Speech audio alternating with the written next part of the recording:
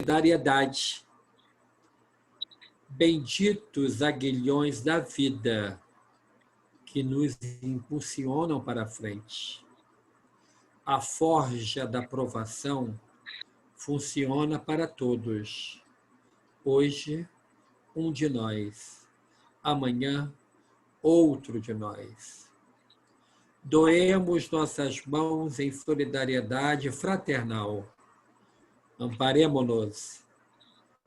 Uma planta, por mais preciosa, está exposta no campo à influência dos parasitos que, por vezes, lhe ameaçam as melhores possibilidades. Somos uns pelos outros. Pertencemos. Estendamos nossos braços aos companheiros em necessidade. E quanto ao mais, avancemos. Vamos à nossa prece. Senhor Jesus, divino amigo, agradecemos, Senhor, a oportunidade do estudo da noite. Rogamos que o Senhor possa abençoar a nossa amiga que fará uso da palavra e que possamos aprender um pouco mais sobre a figura doce da Senhora, Mãe de Jesus. Que assim seja, graças a Deus. A nossa convidada dessa noite é Célia Rei de Carvalho. Ela é de São Paulo e é esposa do nosso amigo também César Perry, que já esteve conosco aqui. E eu convidei, e para minha alegria, ela disse: o seu convite é irrecusável. Adorei, Célia. Muito obrigado, tá? Você está conosco na Casa de Batuíra para falar para nós sobre a Mãe de Jesus. Então, hoje nós vamos ser abençoados com essa palavra. Muito obrigado. Passo a palavra, então, a Célia Rei. Muito obrigado, Célia, desde já. Célia, meu abraço a todos. Obrigada pela oportunidade. Realmente, esse tema, nós temos uma reunião semanal, virtual, do nosso grupo mediúnico, e cada semana é um que fala. E quando a última vez que me chamaram, me veio à cabeça, desde o momento que me falaram, falar de Maria. Eu tentei procurar um outro tema, mas veio a Maria, e eu preparei o tema, e aí depois você ficou sabendo e falou, vem falar de Maria. E depois disso eu vi que muitas pessoas, nesse período, estão falando de Maria. Então eu acho que é um momento que nós precisamos lembrar essa figura, que é a nossa mãe, né? E nós vamos lembrar de Maria quando Jesus, tendo partido para cumprir a sua missão, ele viajava, retornava de vez em quando à casa, à sua casa, junto de sua mãe Maria, e ela ficava ali com outras mulheres trabalhando, cuidando também dos seus afazeres domésticos, até que um dia João, o apóstolo, chegou até ela, avisando que Jesus havia sido preso. Maria, com seu coração maternal, ficou extremamente apreensiva e rogou, com todo o seu sentimento de amor, que Deus amparasse o seu filho, porque ela não entendia o porquê da sua prisão. Ele nunca fizera mal a ninguém. Muito pelo contrário, desde a tenra idade, ele conversava com as crianças, ele atendia as pessoas, E ela, naquele momento, lembrou até de um fato, que uma vez ele levou para casa 2 assaltantes muito perigosos da região e os atendeu com muito carinho, e eles ficaram embevecidos pela acolhida de Jesus e também de Maria. Então esses fatos começaram a passar na sua cabeça e ela queria interceder pelo seu filho. Mas como que ela poderia fazer alguma coisa sendo uma mulher viúva, pobre? Ela não teria condições de chegar até os poderosos da época para pedir a intercessão pelo seu filho. Mas assim mesmo, ela armou-se de coragem e foi até as portas da prisão. Mas os guardas impediram-na. E ela ficou ali chorando. Ela ficou ali com o coração extremamente amargurado pela condição em que seu filho estava agora de preso. E orava a Deus, pedindo que ele intercedesse. Nisso, João voltou novamente e avisou para ela que Jesus havia sido acusado pelos sacerdotes. Ele estava sozinho. E Maria agora chegou próximo ao palácio em que ele estava. E ao avistá-lo, ele estava com aquele manto vermelho, um manto de ironia. Haviam dado a ele um cajado sujo, como se fosse um troféu, um cetro, e haviam colocado nele uma coroa de espinhos. Ela queria retirar aquela coroa, mas ela foi impedida novamente. E aí Jesus foi levado à presença de Pôncio Pilatos. Ela, ainda na esperança de mãe, rogava a Deus. Nesse momento ela lembrou até de Abraão, que era o Deus na época de Moisés, anteriormente a ele, que intercedesse pelo seu filho. Ele não tinha do que ser acusado.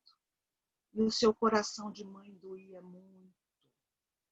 Ela chorava lágrimas de extremo sofrimento. Foi quando Pilatos, tentando ainda uma última solução para que Jesus não fosse condenado à cruz, colocou o bandido Barrabás e Jesus para que o povo escolhesse quem iria ser crucificado. E o povo escolheu Jesus. Maria não se continha. Ela estava extremamente aflita. E ela começou a acompanhar o seu filho, carregando aquela pesada cruz. Tentou ajudar, mas novamente foi impedida. Chegou ao Calvário e ela viu prenderem, crucificarem, pregarem os pés, as mãos de seu filho, e ela chorava imensamente, com aquele coração de mãe doído, aquele coração de mãe que não estava aguentando ver o sofrimento do filho. E nisso, João chegou até ela. Mas em todo aquele percurso de dor, Jesus enviou a ela um olhar, dizendo para que ela orasse em silêncio, porque ele estava ali cumprindo um desígnio do seu pai, e que ela, continuasse a orar por ele. Maria, após Jesus já estar na cruz, ela estava ali com outras mulheres, vendo o sofrimento do seu filho. Foi quando o apóstolo João, vencendo todos os impedimentos daquele momento, em que todos os outros apóstolos acabaram se escondendo, fugindo, ele, como o mais novo, rompeu todos os cercos e chegou até Maria. Colocou a mão nos seus ombros e Maria sentiu um conforto muito grande. E os dois ficaram ali. E ela clamava pelo filho, até que Jesus, em seu momento extremo, olhou para Maria e disse: Mãe, eis aí o seu filho. E depois, olhando para João, falou: Filho, eis aí a sua mãe. E Maria continuou a chorar. Mas João entendeu aquele recado de Jesus, que todos somos irmãos, que todos somos filhos de Deus, e que no coração dos homens devem reinar a solidariedade, a fraternidade para com todos, que em todos os lares deve reinar a união, deve reinar o amor entre as criaturas, aquele amor que é acima desse amor convencional que todos falam, essa palavra tão repetida, mas tão pouco entendida. E ele entendeu que esse amor, essa solidariedade, essa fraternidade deveria existir dentro de cada um, extrapolando as construções em que recolhem pessoas que muitas vezes exercitam esse sentimento de uma forma equivocada. Permaneceram ali ainda por um longo tempo, até que Jesus expirou e foi retirado da cruz. Mas antes disso, depois desse olhar meigo que Jesus endereçou a Maria, ela entendeu que o seu pedido de mãe não poderia ter sido atendido, porque o seu filho era, antes de mais nada, o Filho de Deus. E como Filho de Deus, ele teria que dar o seu exemplo, o seu testemunho. E aí Maria, com muita humildade, expressou-se: faça-se na escrava a vontade do Senhor. Então ela entendeu, naquele olhar de Jesus, que aquilo precisava acontecer, apesar da sua imensa dor enquanto mãe, mas que Jesus estava acima de tudo isso. Após a retirada de Jesus, e antes que os céus de Jerusalém escurecessem naquela tempestade, Maria voltou para casa. E após alguns dias, ela foi para Bataneia, onde moravam parentes de José. Maria continuava muito entristecida, muito saudosa do seu filho.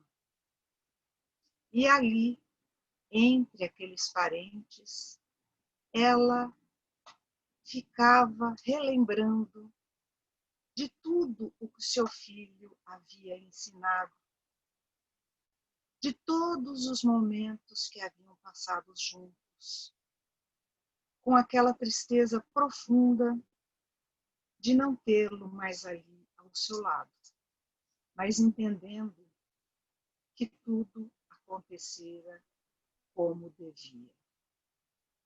Mas era o coração de mãe que sentia saudades do seu filho. Só que, devido à sua presença entre os familiares de José, e como a sua presença foi divulgada, todos sabendo que ali ela se encontrava, na família de José começou a criar um ambiente de aristocracia espiritual devido à sua presença. Ou seja, eles começaram a exigir uma série de regalias, porque a mãe de Jesus estava ali com ele. E Maria foi ficando extremamente triste com a deturpação que ela via entre os próprios parentes do seu marido diante da mensagem e da figura do seu filho. E começou também a chegar até ela as notícias das disputas entre cristãos e judeus. E Maria, com toda a saudade que ela sentia do seu filho, ela ainda ouvia, chegavam até ela essas notícias das deturpações que já estavam ocorrendo depois da partida de Jesus. E isso a entristecia cada vez mais. João, a seu turno, enquanto Maria ficava na casa dos parentes, na Bataneia, ele saiu para procurar um lugar aonde pudesse morar. E isso levou algum tempo. E aí os dias foram passando, os meses passando, e Maria, sempre com aquele coração materno, assistindo a esses acontecimentos, até que João retornou a Bataneia, com a feliz notícia de que ele a levaria com ele, que ele a levaria, e que ele iriam para Éfeso. E começou a contar para Maria detalhes do que ele havia feito até aquele momento. E explicou que ele não viera antes porque ele não tinha conseguido um lugar para ficarem. Mas que agora, num lugar a 3 milhas de Éfeso, da cidade de Éfeso, ele conseguira uma casinha muito simples e humilde, mas que ficava num lugar muito lindo, verdejante e de frente ao mar. Maria iria ter ali tranquilidade, paz, para exercer a sua fraternidade de mãe. E partiram. E chegando neste local, nessa casinha simples, começaram a ser realizadas aquelas assembleias, onde Maria contava, rememorava os fatos da vinda de Jesus, desde seu nascimento em Belém, a sua vida em Nazaré, o trabalho na carpintaria junto com o pai, e João fazia os comentários sobre os ensinos de Jesus. Aquelas assembleias começaram a ficar conhecidas e a presença de Maria ali, como a mãe de Jesus, também começou a atrair muitos peregrinos que começaram a frequentar essas assembleias. Mas João teria que ir para Éfeso, porque ali Paulo também tinha deixado estruturado uma igreja, que naquele tempo chamava-se igreja, e ele, João, precisava ali dar a sustentação para o esclarecimento sobre o Evangelho de Jesus. E Maria ficou ali, naquela humilde casa, divulgando, relembrando as suas memórias para quem ali chegasse. Mas, aos poucos, não só os que buscavam a palavra, mas também começaram a chegar aqueles que tinham dores físicas, doenças, fome. E Maria, com toda aquela sua ternura de mãe, atendia a cada um, oferecendo o que ela tinha de melhor, oferecendo todo o seu sentimento maternal para que fosse aliviado o sofrimento daquelas criaturas. E dia a dia a fila dos necessitados aumentava. Até que um dia um leproso, curado das suas chagas, beijou a mão de Maria e disse: a casa da nossa Mãe Santíssima. Maria não aceitava nenhum elogio.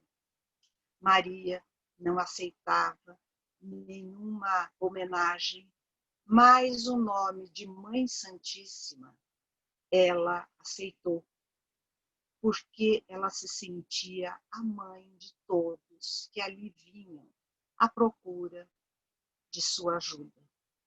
Então a casa de Maria passou a ser conhecida como a casa da Mãe Santíssima. E os anos foram passando. Paulo, o apóstolo, foi visitar Maria neste local. E ele queria fazer um evangelho com os depoimentos de Maria sobre a vida de Jesus e seus ensinamentos. Mas, devido às suas viagens, os compromissos, ele não conseguiu retornar para anotar esse depoimento de Maria. E já no final da sua existência, quando ele já havia sido preso, ele delegou essa tarefa a Lucas, e Lucas fez o evangelho baseado nos depoimentos de Maria. Quando Paulo, na sua viagem para Roma, sabendo que não voltaria mais àquelas paragens, quando atracou em Éfeso, Maria, já envelhecida, foi despedir-se de Paulo. E este, beijando a sua mão, agradeceu pela oportunidade de tê-la conhecido e de ela ali estar, se despedindo dele naquele momento da sua partida. Maria começou a receber notícias de que as perseguições contra os cristãos estavam aumentando. A cada dia, mais pessoas eram presas, pessoas eram levadas aos circos romanos para serem devoradas pelos animais famintos. Pessoas eram crucificadas, mortas, e Maria se entristecia muito. Todo entardecer, Maria se recolhia para suas orações, pedindo a Deus que intercedesse por todos aqueles sofredores, por todos aqueles que deixaram o seu lar, que deixaram os seus afazeres para seguir Jesus, e que agora muitos estavam sendo mortos, perseguidos, sacrificados. Era uma oração, era um hábito diário das suas orações, no entardecer, até se prolongando, quando as primeiras estrelas começavam a surgir no céu. Maria, num desses dias em que as notícias chegaram com mais força até ela, recolheu-se nesse momento. E no meio de suas orações ela viu aparecer um pobre senhor que viera pedir o seu auxílio. E ela, naquela sua cordialidade, pediu que ele entrasse. E ele disse: mãe, eu vim à sua procura para ajudar-te.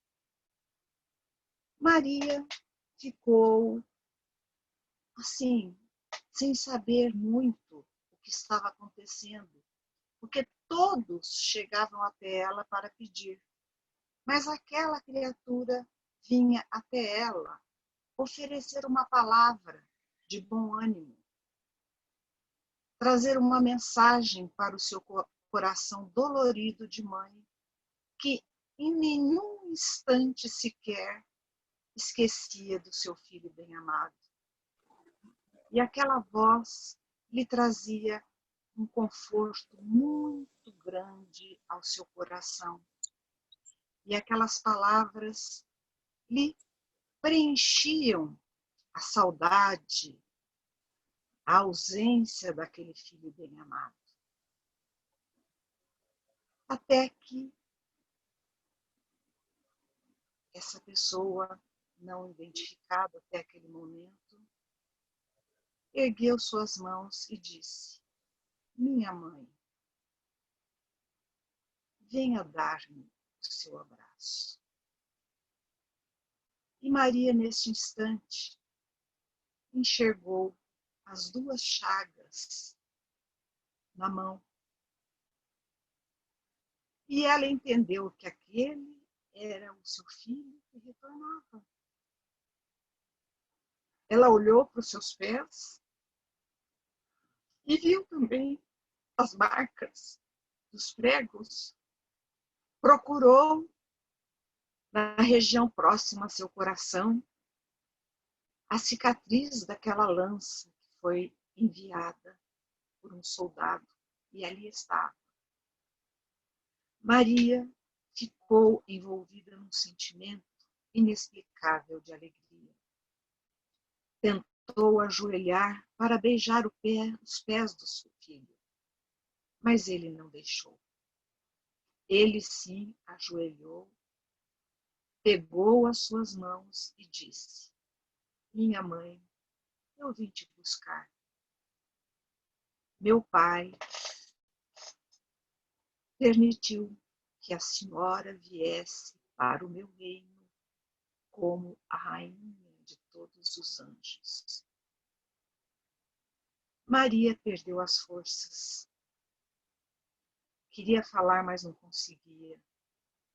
E ela só começou a ouvir vozes de anjos.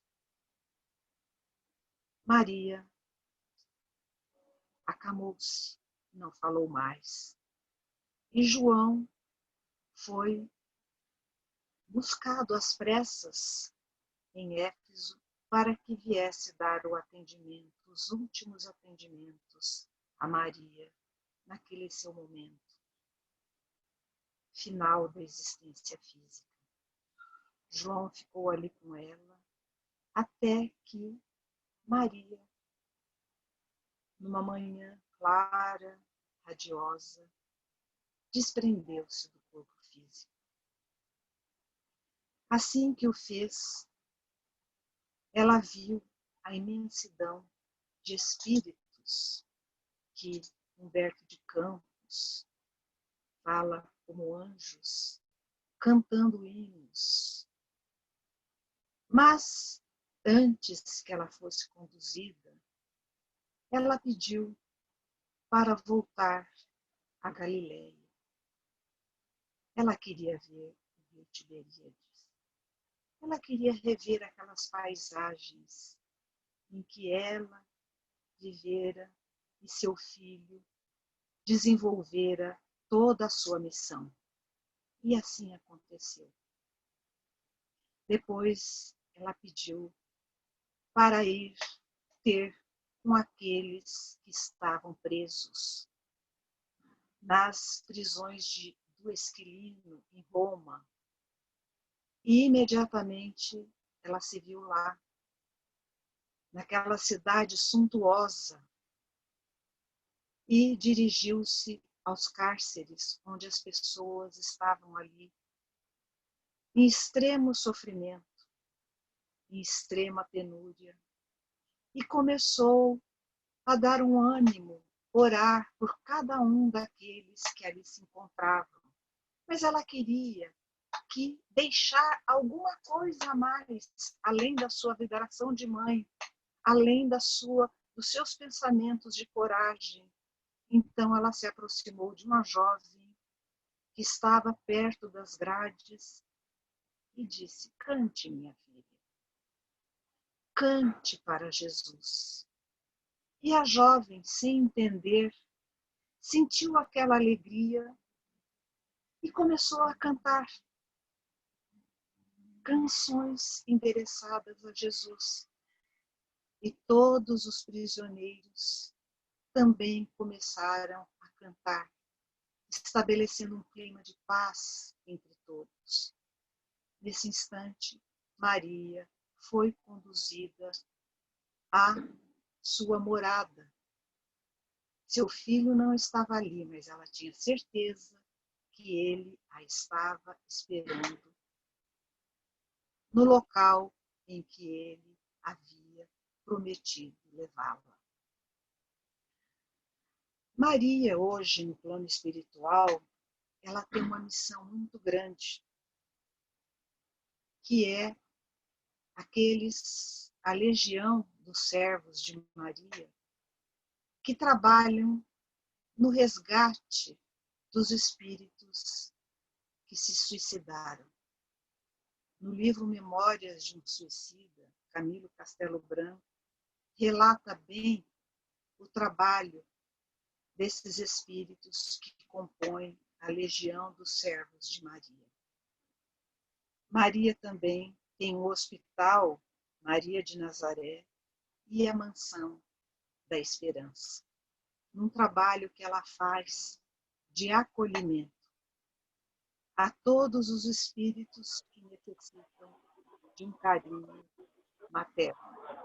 É lógico que a sua presença espiritual ali não se encontra, mas ela comanda de onde ela se encontra todo esse trabalho, toda essa legião de espíritos voltados a esse trabalho.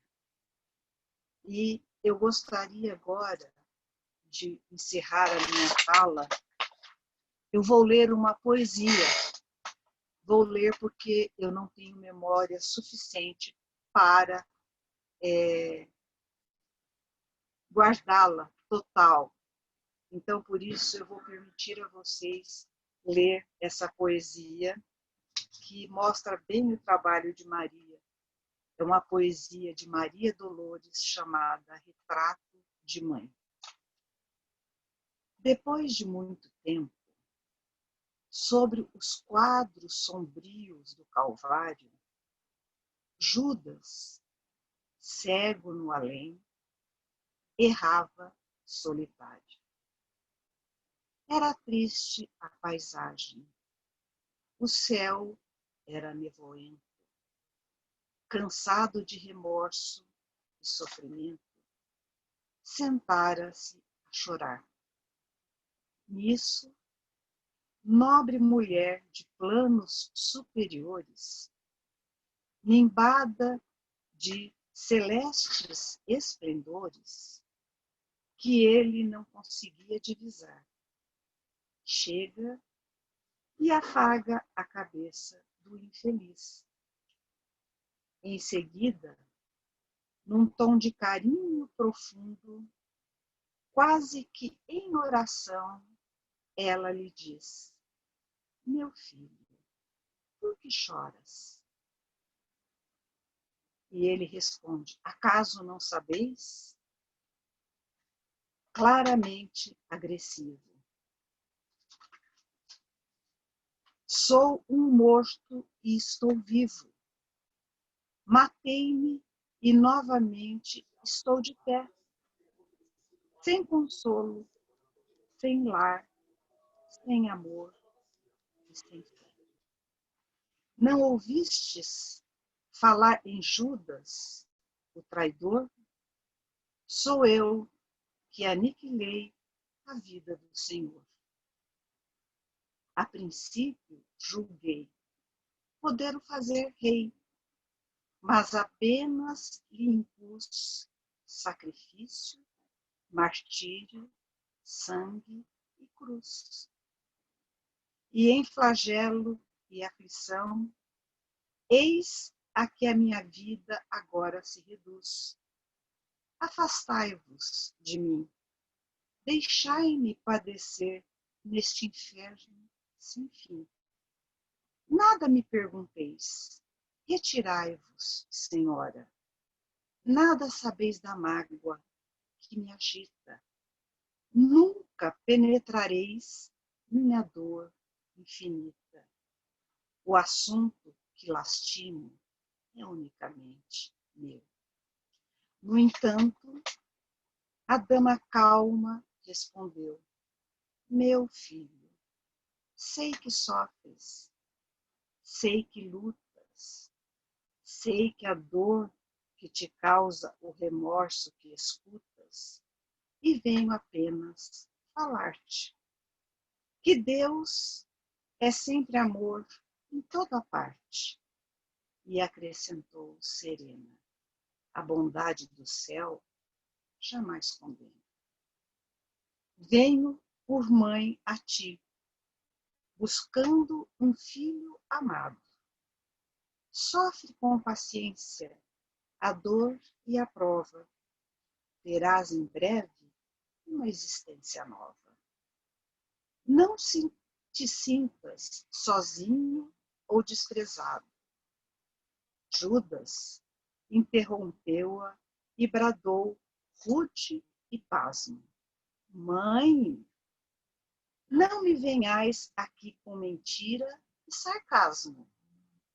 Depois de me enforcar num galho de figueira, para acordar na dor, sem mais poder fugir à vida verdadeira, fui procurar consolo e força de viver ao pé da pobre mãe que me forjara o ser. Ela me viu chorando e escutou meus lamentos, mas teve medo de meus sofrimentos, expulsou-me a esconjuros. Chamou-me de monstro, por sinal, dissera que eu era unicamente o espírito do mal. Intimou-me a terrível retrocesso, mandando que eu apressasse o meu regresso para a zona infernal de onde, por certo, eu vinha. Ah, detesto lembrar a horrível mãe que tive. Não me falais de mães, não me faleis de amor. Sou apenas um monstro sofredor. Ainda assim, disse a dama docemente, por mais que me recuses, não me altere. Amo-te filho meu. Amo-te e quero ver-te de novo a vida, maravilhosamente revestida de paz e luz, de fé e elevação.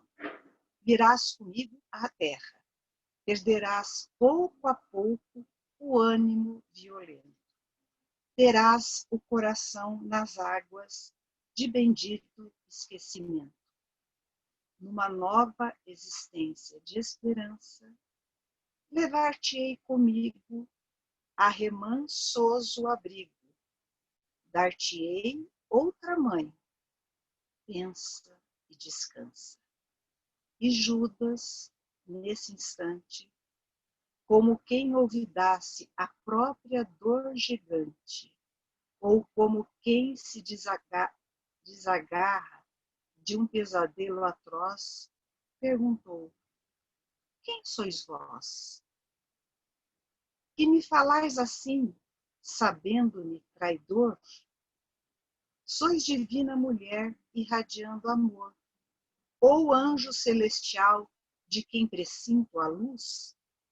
No entanto, ela, a fitá-lo, frente a frente, respondeu simplesmente: meu filho, eu sou Maria, sou a mãe de Jesus. Muito obrigada a todos. Muito obrigado, querida Célia.